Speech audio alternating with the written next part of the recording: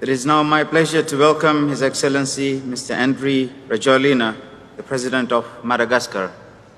Your Excellency, you have the floor.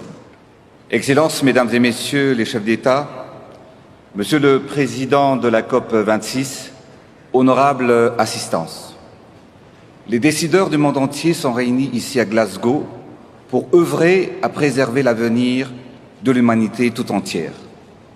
Le réchauffement climatique n'épargne aucune nation. Les séries d'incendies, de sécheresses et d'inondations ont frappé plusieurs pays en Europe, en Amérique du Nord, en Asie du Sud et en Afrique. Et surtout, les conséquences sont désastreuses et particulièrement pour le sud de Madagascar qui fait face à une famine causée par le changement climatique. Plus d'1,3 million Malagasy sont dans une situation de détresse alimentaire.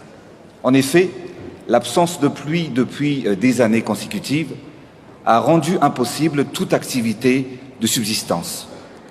Mes compatriotes endurent le tribut d'une crise climatique à laquelle ils n'ont pas participé.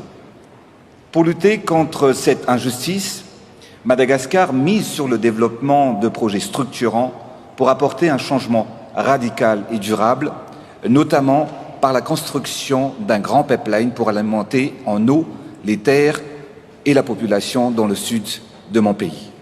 Chers leaders, frères et sœurs, nos forêts sont les poumons de notre planète et aujourd'hui ce patrimoine forestier mondial est en voie de disparition.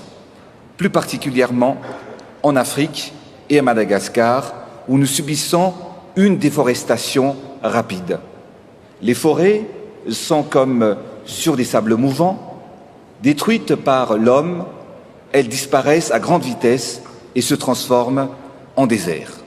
Chaque année, 3 900 000 hectares de forêts disparaissent en Afrique. Les principaux moteurs de la déforestation sont l'utilisation et la transformation de bois en charbon. 90% des ménages africains utilisent encore du charbon de bois pour cuire leurs repas.